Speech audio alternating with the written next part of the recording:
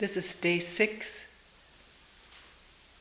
of the March 89 7-day retreat at Springwater.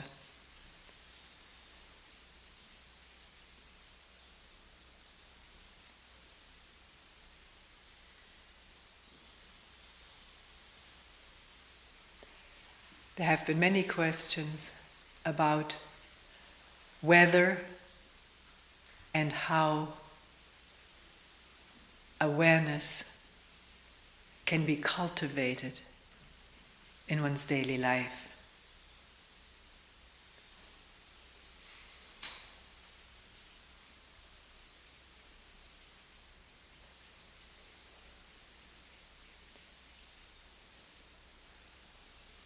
Being here and there being moments of openness and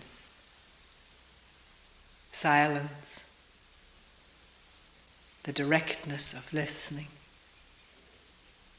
the in-touchness of seeing.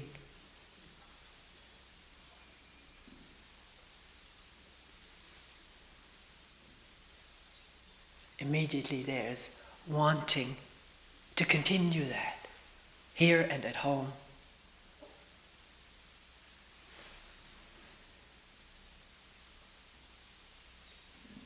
And with the wanting to continue that, wanting a method to continue it, to bring it about again at will.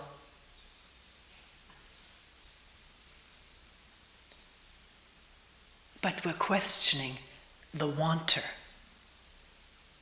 the wanting, and the will. It's all part of the movement of this mind, which is under questioning.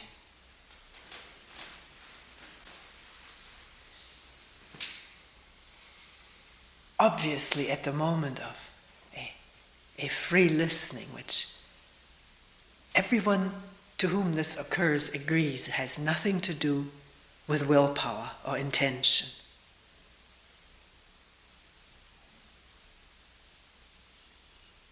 Nothing to do with me having that or me wanting that. It's just there. It happens all of a sudden.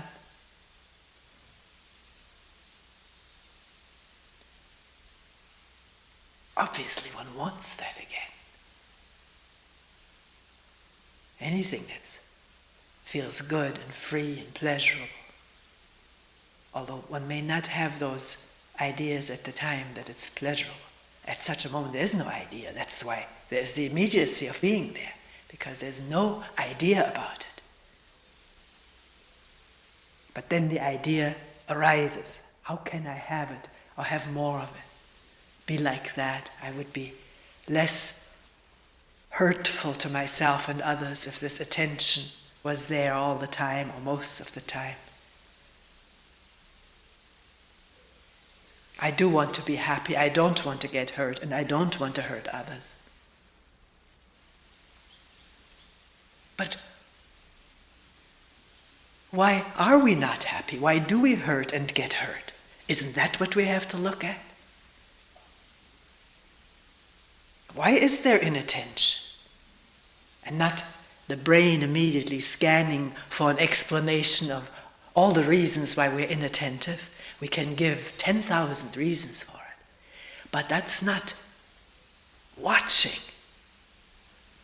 At the moment of becoming aware of inattention, what this inattention was all about.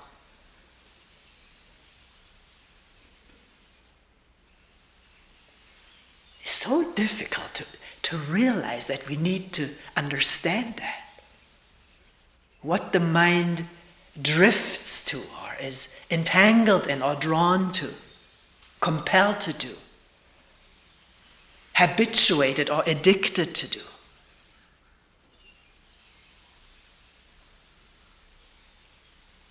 Not understand that in order to get something else, but understanding for its own sake.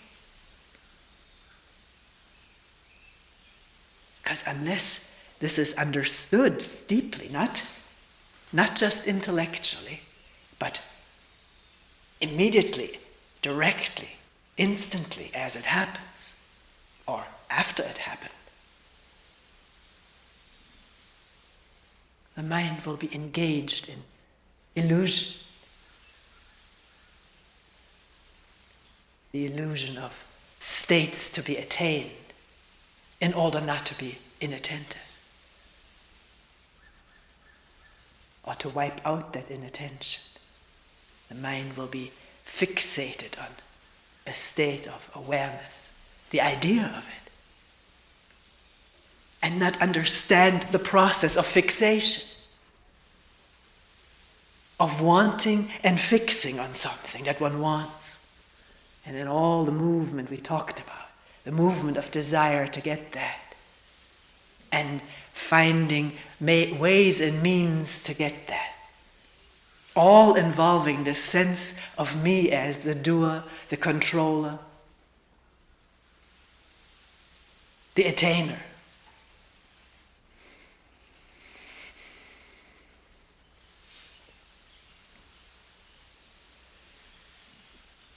This may all sound very drab to look at what brings about inattention or has just brought about inattention, because during inattention there is no attention. But several people have mentioned to me that it is possible to really be interested in this and feel the joy of discovery, even if what one discovers is nothing but images.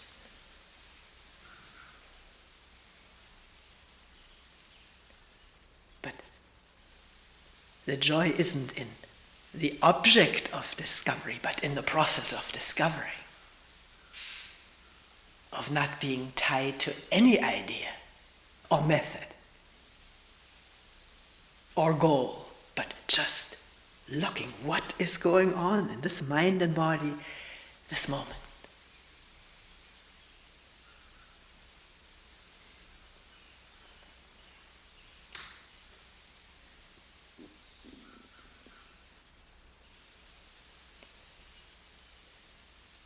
There are sort of aids to bring about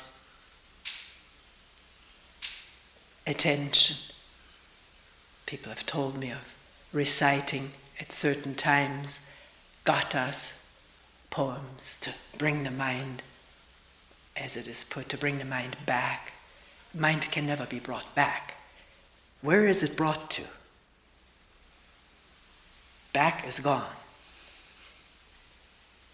It's a way of putting it, but it's so neat to look at how we put things and then examine, is this really what is happening? We can do that. We're free to do that. No one prevents us from doing that. One person once told me that she has a new digital watch with periodic timer, and every once in a while the beep will go off to be attentive. She said it works phenomenally. I wake up from a dream every time this beep goes off. And I was wondering, I was interested, what are you waking up to? Is one questioning that immediately? Is one interested in that? Or is one satisfied that the dream has been interrupted? Maybe it's like just, we've so often talked about this, being in a train station. You get out of one train and into the other one. It's changing trains. Maybe not. So what is the mind waking up to with the gatha, the beeper? To me, having been inattentive, some remorse or some self-deprecation or the pleasurable thought, now I am attentive. What is the I that experiences this attention? Is there one? You can say, stop asking questions. I don't want to ask all of these questions, but I'm asking them right now. One doesn't have to do it for oneself. It's up to each one. So often I've mentioned the observation of a person who was putting a jacket on, standing in a narrow aisle between two rows of mats. It was before a round of sitting. And the way the jacket was put on was a model of attentiveness. You could just feel how the arm slipping through the sweater sort of felt the movement, and then the hand finally coming out of there, turning up the cuff, the other arm, and then each button being attentively guided through the buttonhole. 1, 2. Well, next to this person was standing someone trying to get through the aisle to her mat. Person didn't notice it. 3, 4. Person waited patiently and then began climbing over the cushions to get to her mat. We had narrower aisles and it was in a different place. Person never woke up from the state of attentiveness.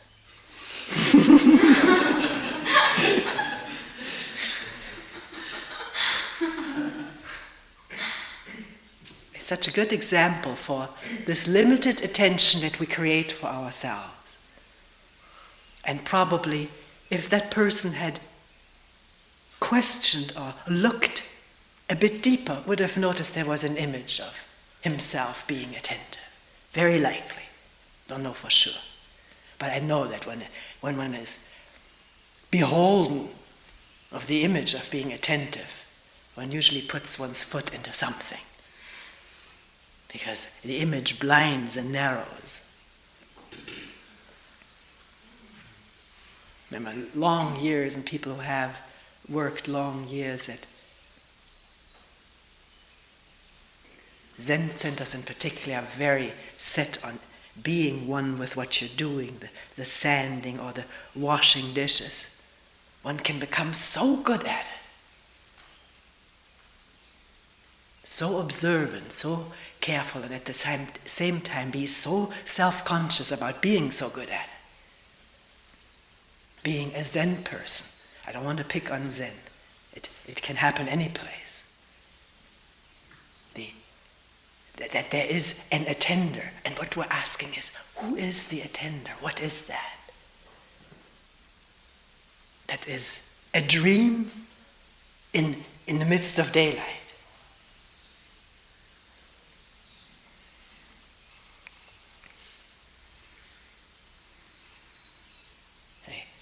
A part of a Zen poem comes to mind right now. It was something like this. In bright daylight, expounding a dream while being a dream. Talking about Zen. Or one's spiritual attainment, or spiritual future or past, or whatever.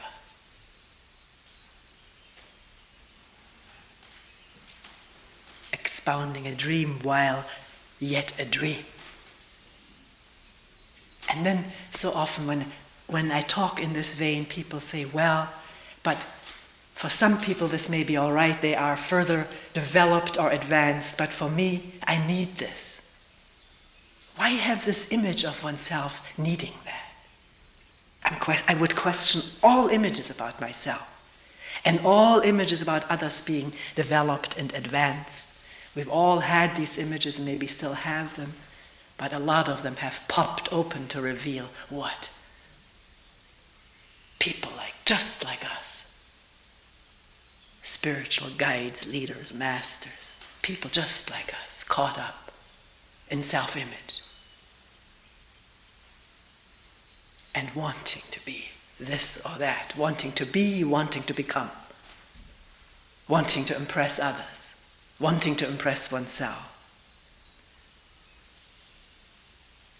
So can one not be held by ideas of being unadvanced, needy, not developed, and find out what one is this moment? That's waking up to what is. a dream. In one word, being a dream. Waking up to the fact that one was a dream. And not immediately into another dream of being the wakeful one or the attentive one. Advancing along a spiritual path that's imagery. It may sound heretical, but it is so. And people say to me, well, aren't you different today than you were 10 years ago? Of course I am. Everybody is.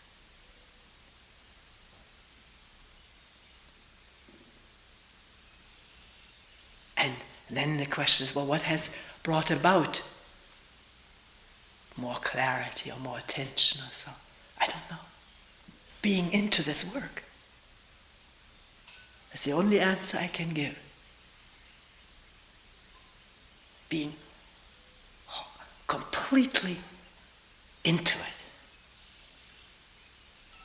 Understanding the utter importance of it, not in order to feel good or get good states in the future,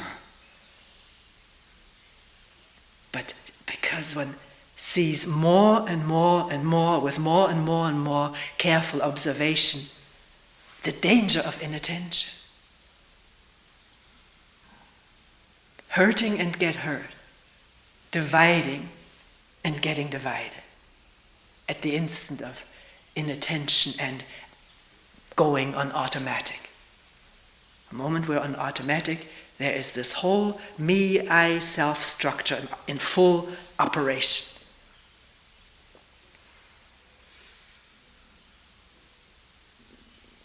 Which isn't bad or good, but it's a fact. And the me is very blind, may have a certain openness toward whoever we're identified with.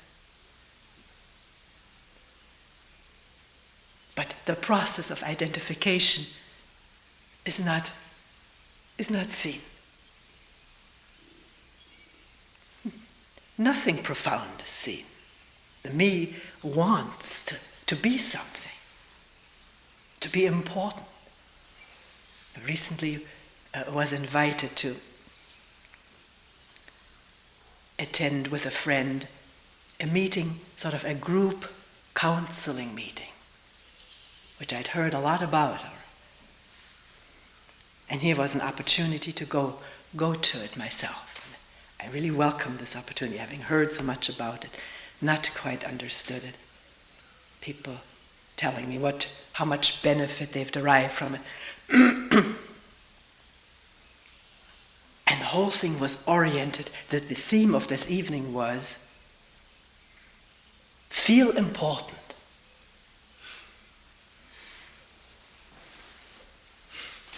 Realize that you're important. Tell yourself you're important. And the two counselors in charge were doing their level best to make everybody feel important. And when one person questioned this whole thing of feeling unimportant or important, the counselor said, I think you need to discharge something. This uneasiness with the topic.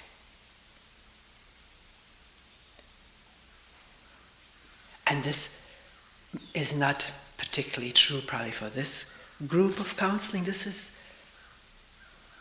It permeates a lot of our psychological counseling. Try to get rid of bad image of yourself and develop good images about yourself. So you have something to hold on to sort of brace you. Never once in that evening, 3 hours we spent together, was any time spent on looking into this feeling of unimportance. What it is all about. To get in touch with the wounds was only to put band-aids over it. Auto-suggestion and mutual suggestion, how important we are.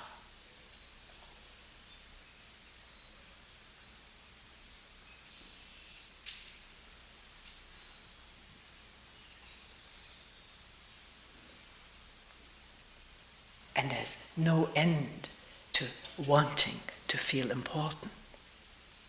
We may feel it for a moment when someone gives us special attention, admiration, or recognition, but that passes, so we want it again, and we want more of it. It's like with any addiction, you need higher doses. Getting used to the lower doses and needing more. And what is propelling all of that? What's underneath it? Medically, it makes such sense to look at what is the underlying wound, the underlying disease, or maybe very deep. Can't just be covered over with a Band-Aid. It has to be looked at, found out about.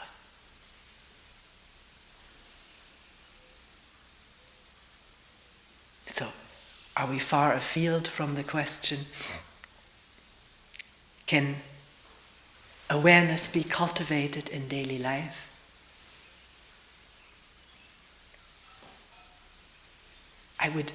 I'm not comfortable with the word cultivation. What can be cultivated is partial attention. With a beep or so. But it's partial because the me is involved in it with its will to be attentive, its desire to be attentive, and its fear of being inattentive.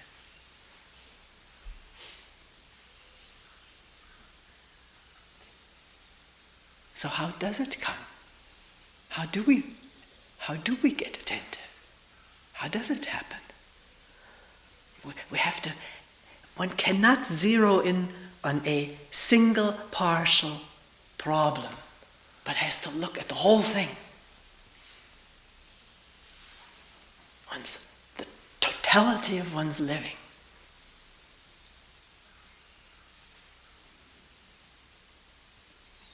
We want attentiveness, but we also want the abandon of pleasure.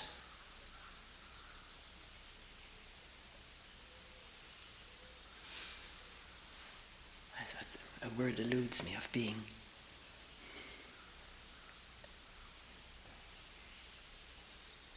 Well,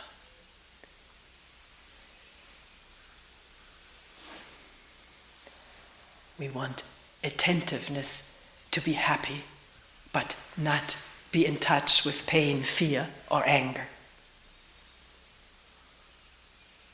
Attentiveness, real attentiveness, is of the whole thing, not of only what brings pleasure and feels good and comfortable and helpful to the image. And is one interested, is one genuinely interested in finding out the whole thing about oneself, the whole thing, barring nothing.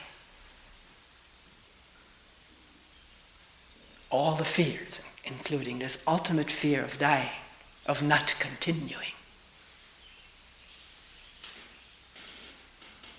Exposing it and being in touch with it when it comes up, not putting on the lid of some superficial attention of something else one is doing.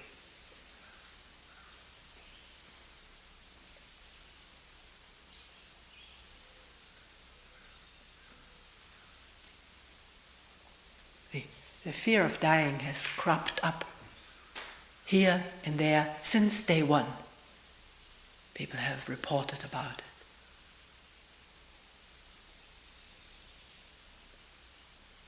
And usually one time during a retreat, we talk about it, we look at it.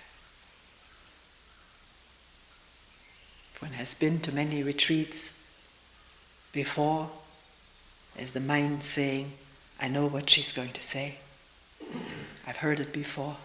That's dangerous, even though it may be true. Because as we listen out of knowledge, we're not listening. We're only comparing to what's already said, or remembering, or thinking automatically. I know that, I can think of something else. It's not a conscious intention, but it happens automatically. I know this, I don't have to look or listen. It's amazing how often people say to me, "Today you said something that really made sense. I saw something. Why haven't you said that before?" And I'm bewildered because I thought I've said it 10,000 times. And that's the amazing, neat thing about this. If the mind is really open, anything that's said is new. Whether it's said or heard is new. Because the shadow of memory isn't casting over it, making everything new old.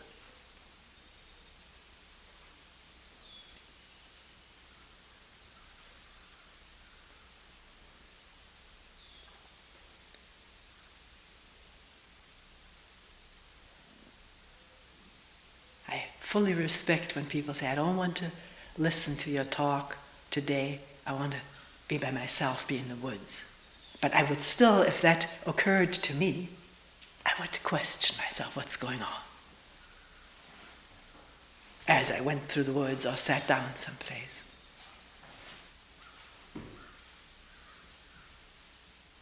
Is it the boredom with hearing something that one has heard before?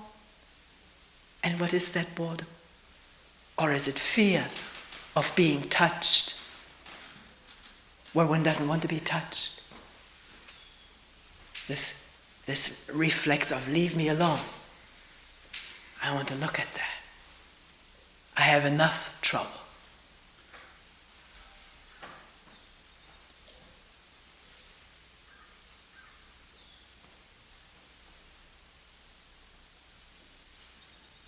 What is our trouble?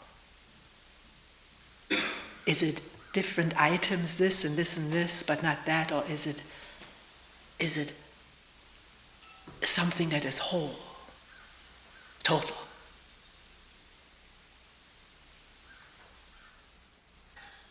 It seems one day it's this, one day it's that, but what's underlying it?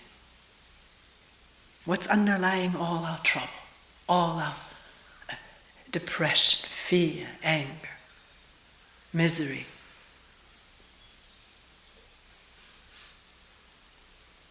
Will one wonder about that?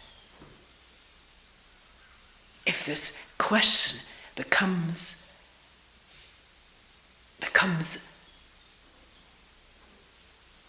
a flame, a fire, then there will be attention to look. Do you see how it's all connected? Not just to look when there's something beautiful to look at, something inspiring, or the fog this morning with the lacy outlines of trees without leaves. That's beautiful to look at. But the nagging fear of having done something wrong, guilt, maybe doing something wrong again. Like one person put it, the nagging sadness and mixed with guilt of not seeing clearly. The pain of that. Can one look at that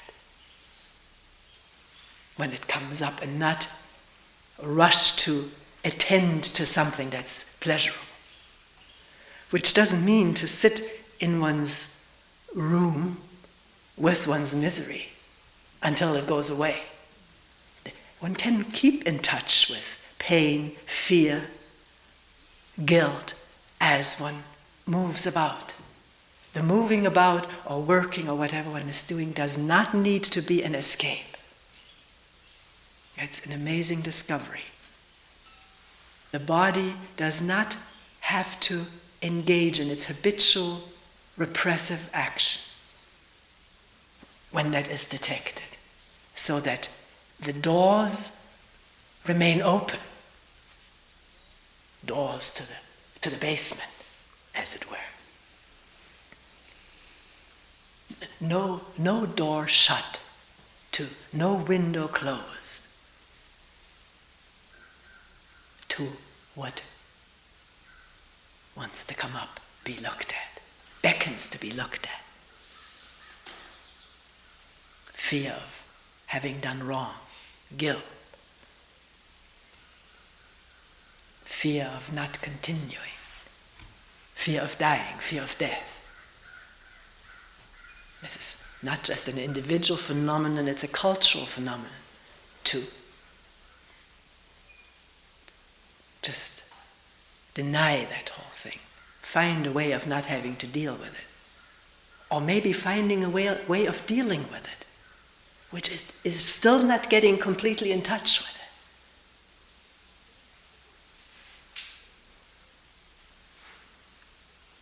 One can develop a means of dealing with the fear of death and is not in touch with the fear of death.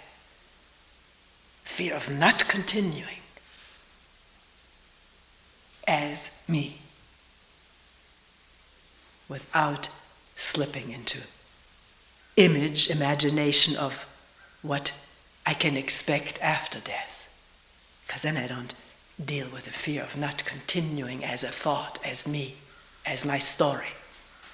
And I can continue that story into paradise or next life or endless future lives and feel better. And continue living in this story rather than question this whole story, the validity of it, the reality of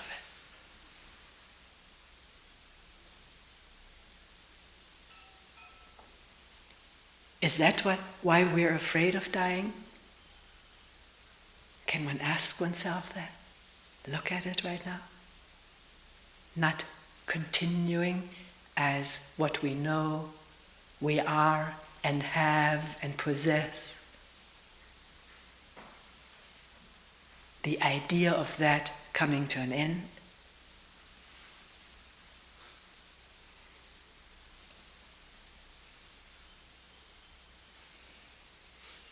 And not wanting that to end, but wanting it to continue. The continuation of wanting.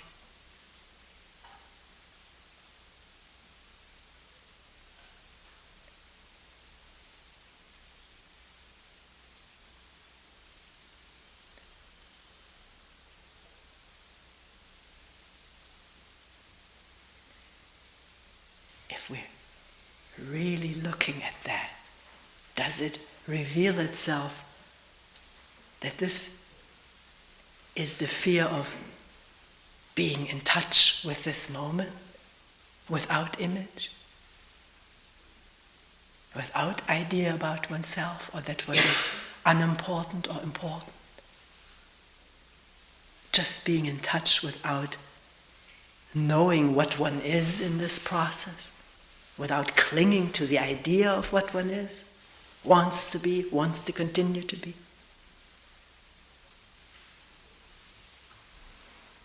Do you understand the question?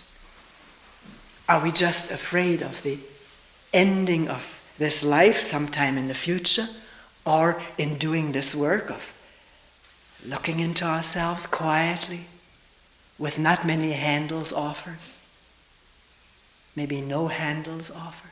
The fear of facing this moment without any handles, without any crutches.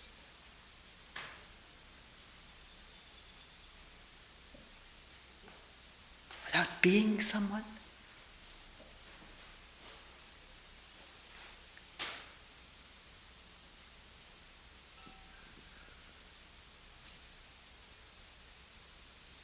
So the question comes up naturally, doesn't it? Can there be a dying this instant? Attending without knowing who and what one is. Not clinging to that. Not clinging to the continuity of wanting this image to persist.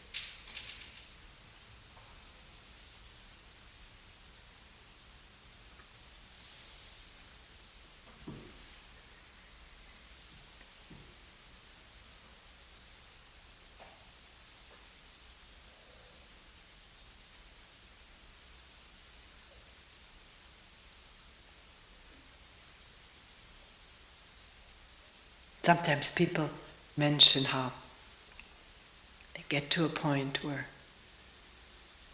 there is no self-image, or it's sort of very weak, not to be found. And then withdrawing from that. What's going to happen to me if I go ahead? Will I lose my mind is often a question. Will I go out of my mind? Will I continue to know what I am?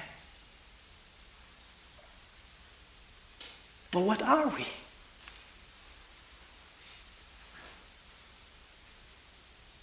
We think we know what we are, but we don't. We only know ideas, memories, images.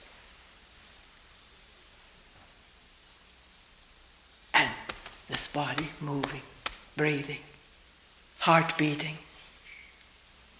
That's not in danger by questioning into what I am. That heart keeps beating and the blood keeps circulating.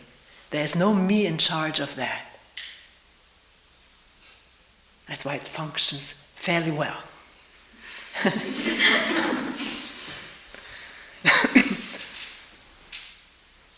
Often due to the abuses of wanting this and doing things without sensitivity, the body suffers.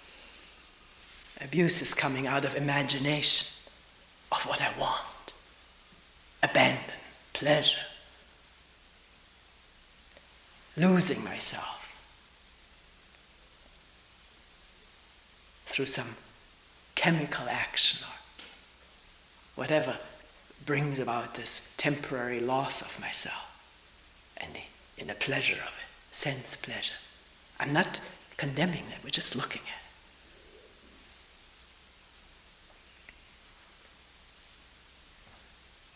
it. The only response I can give to such a question, will I lose my mind if I really question deeply into what I am, not knowing, dying to the images, not holding on to them, the blackness of it, the darkness of it, as some people describe it, I know that blackness.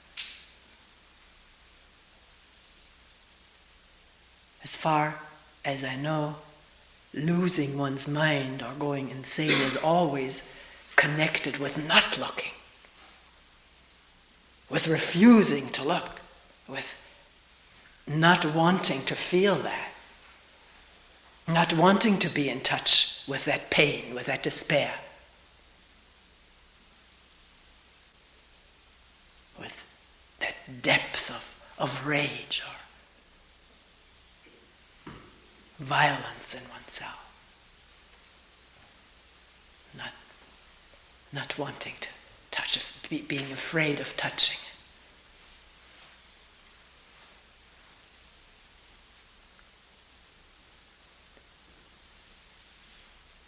And therefore escape into maybe severing relation with what's real, just so not to have to touch what's real. Because it's too painful, too threatening. But saying what is it and touching it, being in touch with it, that's not losing. Well, it's losing the mind of idea and fantasy about it and being in contact with what's actually going on. And in that there's tremendous energy.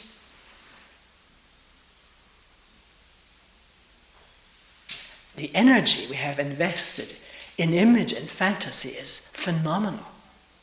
And into the whole maintenance, repair and maintenance of it. Adding to it. That's where a lot of the energy is invested. Locked up in it. And in the misery and conflict that brings, and the sorrow that it brings. The sorrow of image. When it isn't fulfilled, when it isn't accepted, when it isn't quite attained. So, in being more and more interested in all of that, it's not cultivating attention. This is just looking wondering, looking.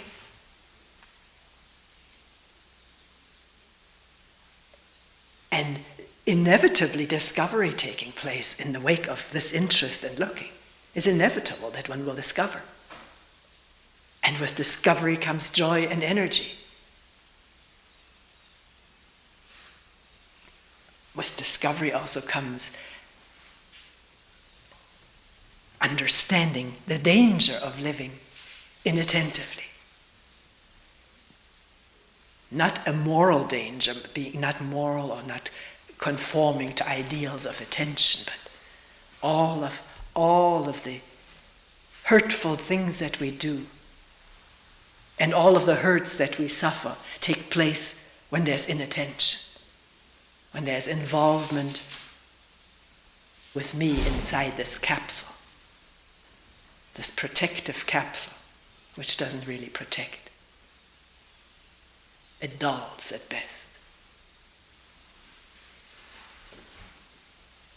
So, if there is fear of not continuing, can one look at it, think through it? We've done quite a bit of thinking. I want to respond to this too. Some people after the last talk said, it almost seemed to me as though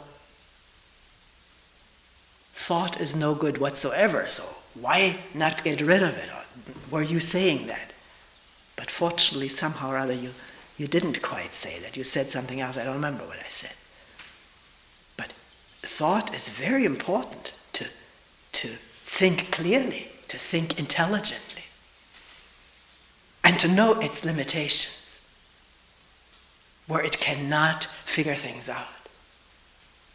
And if that's clear, where thought cannot figure things out, then on its own, it makes way to listening and looking. If there's interest to look and the understanding, thought has no place here. It doesn't function. It divides or categorizes, fragments.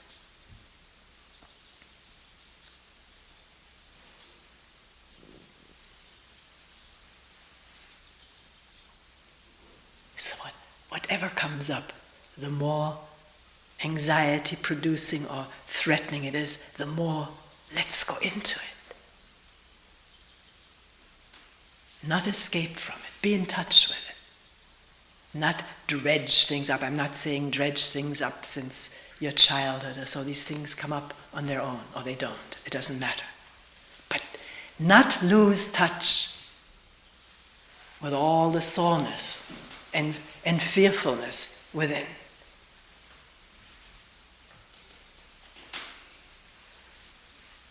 Leave it there. Let it do its own thing. Attending to it, not exclusively, but in connection with a whole.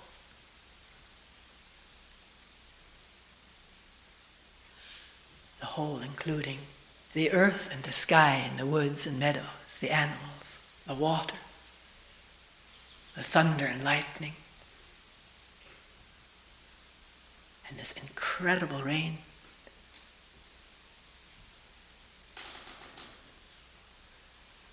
Which wets everything.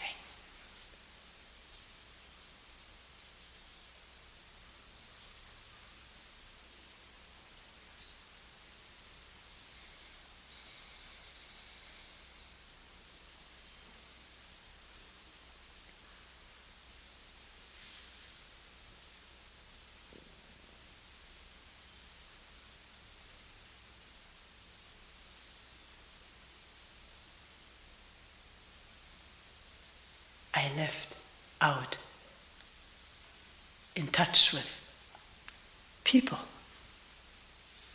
They're there everywhere.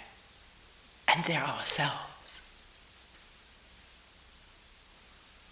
People are not the others. They're ourselves. Can one begin to glimpse the truth of that? One does if one examines oneself very carefully, very honestly. From moment to moment, from difficult moment to easy moment, happy moment to despaired moment. And one talks with each other. fundamentally we share the same inheritance.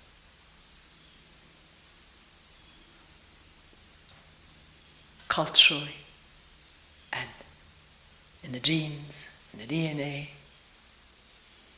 in the whole history of this universe. We're all the result of that. All of us are the result of everything that's happened in the past.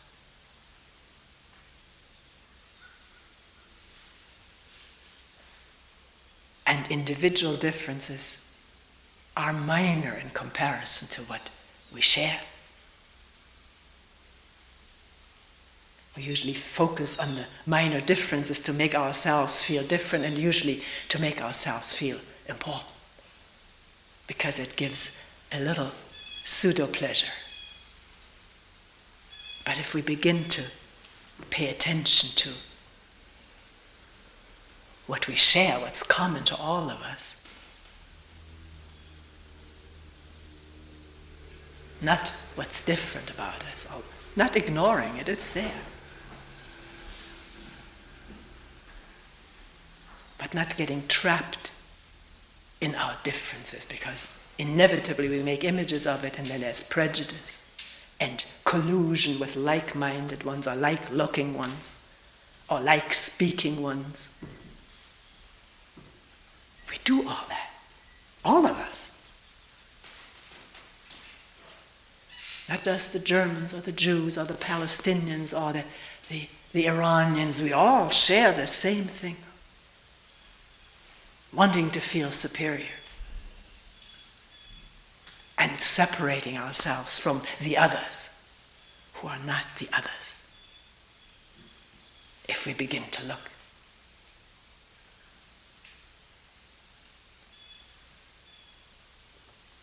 And in such unprejudiced, interested looking and discovering of what's common to all of us,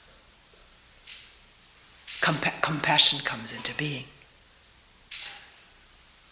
Not pity, self-pity or other pity, but compassion.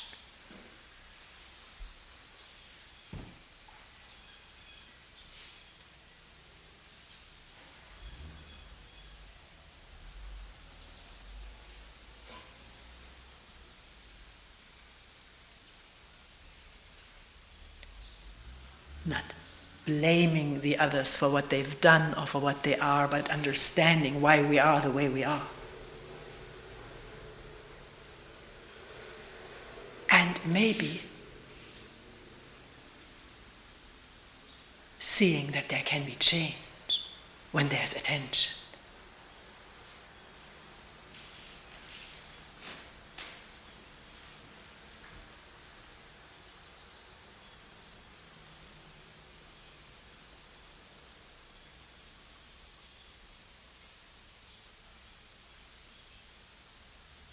Change meaning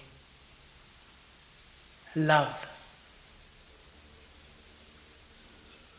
for each other and for this beautiful natural world.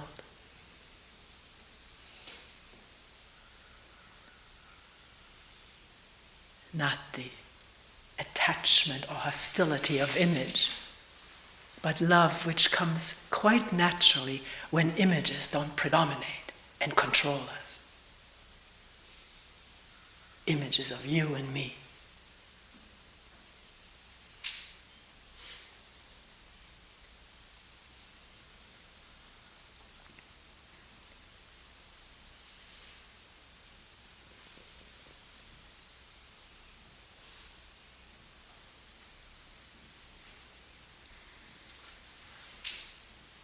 People ask, will that make a change in this world?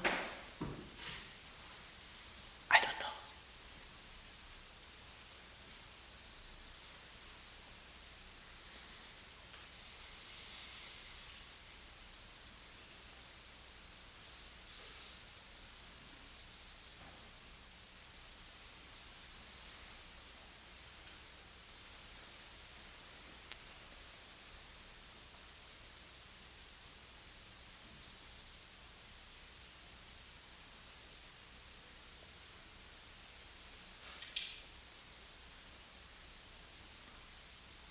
See, this work is not to get results. Someone asked me that too.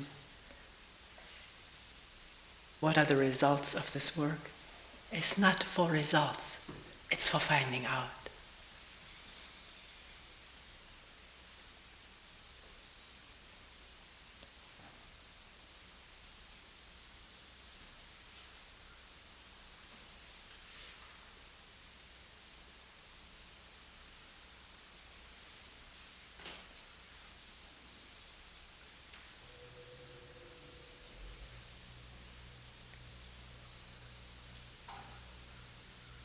And as it seems, I may be wrong, but the intelligence and love, compassion that comes into being with us has its own action. It is not for results, it just acts. Because it's not bound up with me who wants results. Do you see that?